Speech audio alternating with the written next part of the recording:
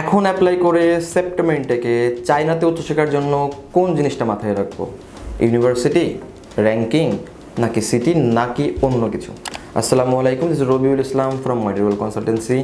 আজকে আলোচনা করব এই মোমেন্টে শেষ সময়ে চায়নাতে সেপ্টেম্বর ইনটেকে অ্যাডমিশনের ক্ষেত্রে কোনটা প্রায়োরিটিতে রাখবো এবং কীভাবে সিদ্ধান্ত নিলে আমার জন্য সুবিধা।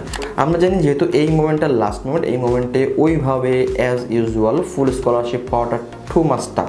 এখন মার্কেটে এই অফারগুলো বা এই ইউনিভার্সিটিগুলো নাই বললেই চলে। তবে কিছু কিছু ভার্সিটি আছে যেখানে আপনি হয়তো বা শুধু টিউশন পেটাকে ফ্রি পাবেন, বাট হোস্টেল আপনাকে পেমেন্ট করতে হবে। বাট ম্যাক্সিমাম যে ভার্সিটিগুলো এখন অ্যাভেলেবেল আছে সেখানে আপনাকে টিউশন হোস্টেল দুইটা পেমেন্ট করতে হবে। তো এখন প্রশ্ন আসতে পারে যে আমি যেহেতু দুইটা পেমেন্ট করবো 6,000, 5,000 বা 8,000 RMB, তাহলে আমি কি মাথায় রাখবো? আমি কি একটা ভালো ইউনিভার্সিটির চিন্তা করব, নাকি ভালো সিটি, নাকি অন্য কোনো ব্যাপার মাথায় রাখবো? দেখেন, চায়নাতে স্কলারশিপ যেমন পাচ্ছি, ইউনিভার্সিটি যেমন ভালো দরকার, সাথে সিটিটাও কিন্তু একটু ভালো দরকার। তো আপনি কিন্তু সব কিছু একসাথে পাবেন না। অনেকের পছন্দের লিস্টে আছে যে আপনার একটা ভালো সিটি দরকার।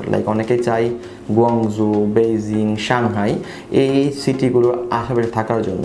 এখন অনেক সময় এমন হয় যে এই সিটিগুলোতে স্কলারশিপ কিন্তু খুবই কম পাওয়া যায়। এরা খুব একটা প্রমোট করে না স্কলারশিপ দিয়ে এই সিটিগুলোকে।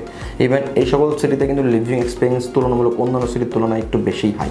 তো অনেকে আছে যে খুব ইচ্ছা থাকে সব সিটিতে পড়ার, বাট হয়তো বা তারা এই কারণে যায় না। তো কিছু কিছু ভার্সিটি আছে বা কিছু সিটি আছে যেগুলো এই সকল সিটি থেকে খুবই কাছে।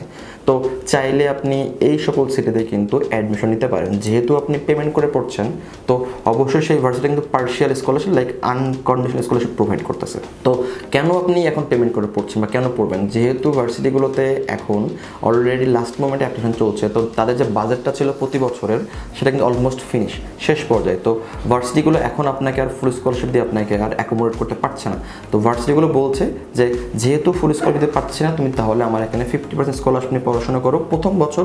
যেহেতু আমাদের এখানে নিয়ম চায়নাতে যেহেতু নিয়ম প্রতি বছর স্কলারশিপটা রিনিউ হয়, যদি তুমি ভালো পারফরমেন্স করো সেকেন্ড ইয়ার, থার্ড ইয়ার, তাহলে তুমি কিন্তু চাইলে ফুল স্কলারশিপ নিয়ে সুযোগ পাচ্ছ। চায়নাতে আমরা সবাই জানি যে শুধু ইউনিভার্সিটি স্কলারশিপ বাদেও কিন্তু চায়নাতে প্রমিশনাল স্কলারশিপ, ফ্রেশম্যান স্কলারশিপ বা আরও অনেক রকম স্কলারশিপে কিন্তু অ্যাপ্লিকেশন করা যায়। তো ফার্স্ট ইয়ার কী দিচ্ছেন বা নিচ্ছেন এটা আসলে মাথায় রাখেন না, এখন অ্যাডমিশনটা আসলে মুখ্য ব্যাপার। এবং কেমন ইউনিভার্সিটি এটা মাথায় না রেখে কেমন সিটি সেটা এখন একটু মাথায় রাখুন। কারণ ভালো সিটিতে কিন্তু যেহেতু আপনি পেমেন্ট করে পড়ছেন, তো আপনার কিন্তু মাথায়টা রাখতে হবে যে কীভাবে এই পেমেন্টটা রিকভার করা যায়। যদি সেটা স্কলারশিপের মাধ্যমে না হয়, তাহলে এটার জন্য এক্সট্রা অ্যাডভান্টেজ অন্য কোনো সুবিধা, বিজনেস, জব বা অন্য কোনো জায়গা থেকে আপনি যেন এটা রিকভার করতে পারেন। তো যেহেতু পেমেন্ট করে পড়ছেন, চিন্তা করতে হবে যে কীভাবে কোন জায়গায় থাকলে সুবিধা হয়। এখন কিছু ভার্সিটি আছে যেগুলো সাংহাই, বেইজিং বা গুয়াংজু, এইগুলো আশেপাশে কিছু ভার্সিটি আছে যেগুলো থেকে কিন্তু আপনি চাইলে পড়াশোনা করে হয়তো ফার্স্টে পেমেন্ট করছেন, বাট ওখান থেকে কিন্তু আপনি সকল ফ্যাসিলিটিস কিন্তু পাচ্ছেন ওই বড় বড় সিটির। এবং চাইলে কিন্তু আপনি বিজনেস খুব সহজে করতে পারছেন, চাইলে অনেক এক্সট্রা কিছু করতে পারছেন। অনেক সময় ট্যুরিস্ট গাইড হতে পারছেন। যেহেতু এই সকল সিটিতে কিন্তু অনেক ফরেনার ঘুরতে আসে, আপনার চাইনিজ বলতে গেলে ট্যুরিস্ট গাইড হিসেবে আপনি কাজ করতে পারছেন। ইভেন এখানে আরও অনেক কিছু করার সুযোগ পাচ্ছেন যেগুলো আপনাকে হয়তো বা এই কস্টিংটা রিকভার করতে সাহায্য করবে। তো যদি আপনারা এইভাবে চিন্তা করেন, তাহলে হয়তো বা আমার রিকমেন্ড থাকবে এই মোমেন্টে পেমেন্ট করে পড়লে ভালো সিটিতে পেমেন্ট করে পড়া। আমার যদি র্যাঙ্ক নিয়ে যদি পিছনে থাকে ভার্সিটির, তাহলে এটা নিয়ে কোনো টেনশন নেই, আমি ভালো সিটিতে পড়বো। এখন আবার অনেকে আছে এমন যে এই বছর একটা ভালো সিটিতে যাওয়ার পরে তারা যদি মনে করে না আমার আরও ভালো ভার্সিটি দরকার, ভালো র্যাঙ্কিং থাকবে, তাহলে তারা কিন্তু সেকেন্ড ইয়ারে তারা কিন্তু ট্রান্সফার করতে পারে। তারা কিন্তু আবার অন্য কোনো ভার্সিটিতে কিন্তু নেক্সট ইয়ারের জন্য তারা অ্যাপ্লিকেশন করে কিন্তু ভালো একটা স্কলারশিপ নিয়ে পড়াশোনা করার সুযোগ পাবে।